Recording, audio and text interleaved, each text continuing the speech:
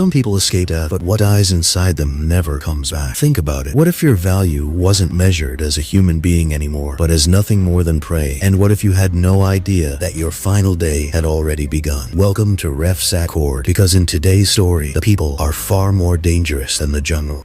The story begins with a fighter named Belor, who's about to step into the cage against a fighter named Johnny. The two of them are close friends, and from the very start, the fight is completely even. Every punch lands hard. Every move feels personal, but neither of them is willing to back down. What nobody realizes yet, this fight is about to destroy both of their lives. They're both elite fighters with completely different styles, and for a while, the match stays dead even. But little by little, Belor starts taking control. Then he sees an opening and unloads on Johnny with a brutal combination that leaves the crowd stunned. Not long after that, Belor wins the fight, but the victory doesn't last. He suddenly learns that Johnny died from the injuries he took during the match. The second Belor hears the news, everything inside him collapses. His win no longer feels like victory. It feels like the worst thing he's ever done. The guilt hits him hard because, in his mind, he didn't just beat his friend, he killed him. The trauma destroys him so badly that he eventually leaves his country behind and disappears into Thailand. And from that moment on, his life is never the same again. But even in Thailand, Johnny's memory never stops haunting him. To numb the pain, Belor turns to alcohol, and before long, he's drunk almost every single day. Money becomes a serious problem, so he starts fighting in underground matches just to survive. Eventually, he's even taking fights on hotel rooftops, entertaining wealthy spectators for cash. Slowly, his entire life sinks deeper into loneliness, pain, and self-destruction. Then one night, a rich man named Eldrick shows up to watch one of his fights alongside his bodyguard, Madden. The moment Eldrick sees Belor fight with that much raw aggression, he becomes instantly interested in him. After the match, he tells Belor he's wasting his life fighting for scraps. That's when Eldrick makes him an offer. At first, it sounds simple, but underneath it, something feels seriously wrong. Eldrick tells him there's a private match waiting for him in Myanmar. If Belor wins, he'll walk away with $10 million. Part of the money will be paid up front, and the rest after the fight is over. Enough money to make sure he never has to work another day in his life. After thinking it over carefully, Belor finally shows up at Eldrick's office. But instead of 10 million, he demands 20. And surprisingly, Eldrick agrees without hesitation. Now Belor is stepping into a game where death is already part of the rules. The next day, Belor flies out with Eldrick in a helicopter and lands outside a massive jungle where he meets a local general waiting for them. After that, Eldrick introduces him to several other wealthy guests. The first is Zeb Parvo, a powerful businessman with massive corporate connections. Then there's Jacob and his son Toby, both obsessed with watching MMA fights. And the deeper Belor gets into this place, the more dangerous everything starts to feel. He also meets Marshall, a game programmer, and finally Sophia, the daughter of one of the richest men in the world. But when Belor asks where the fighting arena is supposed to be, Eldrick gives him an answer that immediately puts him on edge. The entire jungle is the arena, a massive wilderness stretching nearly 160 square miles, and every single person Belor just met will be hunting him inside it. That's when he finally understands this isn't really a fight at all. According to the rules of the game, the hunters will work together to track Belor through the jungle, but if he manages to make it out alive from the other side, he wins. Eldrick hands him an empty bottle and calmly tells him he has exactly 2 minutes to run through the jungle before the hunt begins. But Belor immediately refuses. He tells them he's not interested in playing some twisted hunting game and says he's leaving. Just as he turns around, the general gives an order, and armed soldiers instantly surround him from every direction. At that point, he has no choice left, so Belor turns and sprints straight into the jungle. And just like that, the game of death officially begins. The hunting team spreads out and starts tracking him through the wilderness. In the middle of the search, a man named Maduka suddenly announces that he wants to leave the group and hunt Belor alone. Not long after that, he spots Belor near a waterfall. The hunters have already decided they aren't letting him leave this jungle alive. The second Maduka opens fire, Belor barely manages to dodge the bullets before diving straight into the water. For a few seconds, everything goes quiet. Then suddenly, Belor explodes out of the water and attacks Maduka so violently that he kills him on the spot. For the first time, the hunters begin feeling fear inside their own game. Later, when the others arrive and find Maduka's body, they aren't disturbed by it at all. If anything, they're excited. Finally, they found prey capable of fighting back. Around the same time, Marshall secretly starts recording the entire hunt on video. Not long after that, the group finally catches up to Belor again and immediately opens fire on him. At this point, death feels only a few steps behind him at all times, but somehow, Belor survives and disappears even deeper into the jungle. After running for a long time, he suddenly comes across a massive herd of elephants. Standing among them is a girl named Thaw. At first, Belor assumes she's one of the hunters too, but Thaw quickly explains that she's just a simple village girl living deep inside the jungle. She knows every hidden trail and secret path out there. For the first time since entering the jungle, Belor finally finds someone he can trust. trust. Thaw tells Belor to come with her, and while leading him through the jungle, she explains that she's searching for her brother, Ben. Just like Belor, Ben was also hunted by these rich people during one of their games. She reveals that many families used to live peacefully in the jungle, but then the general and Eldrick forced everyone out of the area, and anyone who refused to leave became part of the hunt. Hearing her story only makes Belor angrier. Meanwhile, Eldrick orders the general to bring motorcycles for the hunting team so they can move faster through the jungle. Then he launches a drone to track Belor's location. Through the drone footage, they spot him traveling with Thaw, and suddenly, the hunters become even more excited than before. Now there are 2 targets instead of 1. The group jumps onto their bikes and tears through the jungle after them. Before long, they finally catch up, but Belor slams 2 motorcycles together at full speed, sending both riders crashing to the ground. In the chaos, he grabs one of the bikes and races ahead before stopping at a small cabin hidden in the jungle. That's where another brutal fight breaks out. Sophia even tries stabbing him with a knife, but disarming her is effortless for Belor. Still, he refuses to kill her. Even after everything happening around him, Belor hasn't lost his humanity. Instead of running away, Belor jumps back onto a motorcycle and races off to save Thaw, who's been captured by Jacob and Toby. Meanwhile, Jacob is about to force himself on her, but Toby can't stand there and watch it happen. Even he looks disturbed by what his own father is becoming. Inside this deadly game, everyone's true nature is finally starting to come out. But before things go any further, Belur arrives at the scene. The second he gets there, he realizes Thaw has already killed Jacob herself. After that, the 2 of them quickly leave the area and continue deeper into the jungle together. Later on, when the other hunters discover Jacob's body, Eldrick immediately blames Toby because he was the one who left his father alone. The truth is, Jacob paid a fortune to join this hunt because he wanted his son to become tougher and more fearless. Meanwhile, tension inside the hunting team keeps getting worse. Not long after that, Eldrick finally tracks Beloa's exact location with ease. Earlier, he secretly planted a GPS tracker inside the ruby he gave him. As soon as the hunters lock onto the signal, they spot Beloa moving through an area filled with landmines. Eldrick smirks and says Beloa is about to die like a dog, but Toby has already reached a breaking point. Now he wants revenge for his father's death himself. This hunt is slowly turning deadly for everyone involved. Without warning, Toby grabs his rifle and charges straight into the minefield, but Belur spots him immediately and opens fire. In the chaos, Toby accidentally steps onto a landmine. A massive explosion tears through the jungle, and just like that, Toby is killed instantly. Now the jungle is completely filled with explosions, smoke, and screams. Meanwhile, Belur and Thaw barely manage to escape the area safely. Later that evening, Thaw takes him to a hidden cave where she and her brother Ben used to spend time together, but the second she walks inside, she freezes. Ben is standing right there. Thaw immediately runs to him, wraps her arms around him, and breaks down crying. After everything they've been through, she can barely believe he's still alive. For the first time in a long while, Thaw finally feels a small sense of peace. As night falls, the 3 of them decide to stay inside the cave until morning. Meanwhile, the hunters set up camp nearby. Then, the next morning, Belair wakes up and realizes Thaw and Ben are gone, and they've taken the ruby with them. Belair instantly rushes after them, but from a distance, he suddenly sees the hunters have already captured both Thaw and Ben. Now he's about to walk straight back into death to save them again. Belair slowly moves toward Marshall. Then, in one quick motion, he knocks the gun out of Marshall's hands and presses a knife against his throat. After that, he drags Marshall in front of the hunters and makes them an offer. If they let Thaw and Ben go, Marshall lives. Belor is now thinking through every move with extreme caution. The hunters reluctantly release them, but the second they do, they begin aiming their weapons back at Belor. He immediately tells Thaw and Ben to run, but just ahead of them, Sophia is already standing there with a gun pointed right at them. Suddenly, Tal shoves Ben into the river and decides to fight Sophia alone, but Sophia is dangerous too. She lands several hard punches and kicks, knocking Thaw to the ground. For a moment, it looks like the fight is over. Then Thaw suddenly comes back swinging with brutal force and kills Sophia only seconds later. At this point, survival is all anyone can think about. Meanwhile, the hunters begin surrounding Belur from every direction, but the second they get close, Belur suddenly attacks Madden and opens fire. Right after that, he dives into the river and escapes downstream. A short time later, he reunites with Thaw and Ben, and Thaw finally returns the ruby to him. She explains that she only took it because the general has the remaining villagers locked up prisoner, and she hoped to trade the ruby to set him free. This fight is no longer just about survival anymore. Now it's about freeing innocent people too. Thee thought to give the ruby to the general in exchange for the villagers' freedom. Belu doesn't say much after hearing that. Instead, he pulls out the camera he sold from Marshall earlier, removes the memory card, and throws the camera itself into the river. And now, the truth behind this entire game is getting closer to coming out. But before long, the hunters recover the camera. The second Eldrick sees it, he completely loses his temper because Marshall secretly recorded the entire hunt on video. Desperate to save himself, Marshall explains that he was never really a hunter. He's a video game programmer. The whole reason he recorded everything was because he wanted to create a game based on the hunt. But Eldrick already knows the truth. If that footage ever gets out, every single one of them is going to prison. Now Eldrick is willing to do absolutely anything to keep his secrets buried. In a fit of rage, he brutally beats Marshall to death. After that, Eldrick realizes that capturing Baylor and Madden alone isn't possible anymore, so the general calls in armed soldiers to help search the jungle. Meanwhile, Baylor, Fa, and Ben are finally getting close to escaping the jungle, but then they suddenly spot the hunters driving toward them in military jeeps, and the final showdown is about to become even more dangerous than before. That's when Baylor finally understands how Eldrick always manages to find him so easily. He suddenly realizes the ruby must have a GPS tracker hidden inside it, and now Baylor is ready to turn the hunter's own game against them. He gives the ruby and the memory card to Tha and Bin and tells them to escape the jungle so they can expose everything the hunters have done. Meanwhile, Baylor heads out alone on a small boat, knowing the hunters and the soldiers are both closing in on him fast. At the same time, Tha and Bin run into Zetparto, but instead of backing down, they fight back together and manage to kill him. Meanwhile, Baylor finally reaches the other side of the jungle, but the second he gets there, he sees Eldrick and Madden holding the villagers at gunpoint. When they threaten to kill a child, Baylor is forced to step out into the open. Now the end of this deadly game is getting closer than ever. Eldrick immediately demands the memory card, but Baylor calmly tells him he already destroyed it. Furious, Eldrick attacks him, but he can't even last 10 seconds against Baylor in a fight. Then Madden charges at him too, but Baylor destroys him just as brutally. Within moments, Madden is completely overpowered. Desperate to survive, he quickly hides behind Eldrick. At this point, Baylor is finally ready to finish all of his enemies for good. Then suddenly, gunfire erupts, and Madden is killed instantly. After that, Baylor beats Eldrick down like an animal, and finally tells him to run. Now, the hunter has become the hunted. Baylor is about to start chasing Eldrick through the jungle, but before he can, hundreds of soldiers suddenly surround him from every direction, and now, this bloody game is finally about to reach its end. Right then, Tha arrives carrying the ruby. She offers it to the general, and demands that Baylor and the villagers be set free. Surprisingly, the general agrees, but Eldrick refuses to accept it. In one desperate move, he grabs the general's gun and tries to shoot Baylor. Before he can pull the trigger, the general's soldiers open fire and unload bullets into Eldrick, killing him instantly. At last, everyone is finally free. Later on, the general is sentenced to life in prison for running illegal hunting operations inside the jungle. After everything they survived, the nightmare finally comes to an end. In the end, Baylor and Tha get married. Some people survive, but they're never really the same again. Baylor made it out alive, but deep down, a part of him had probably been broken for a long time. Some pain doesn't scream, it just changes a person forever. And maybe that's why Rafsat chord stories never truly end. They just stay inside your head.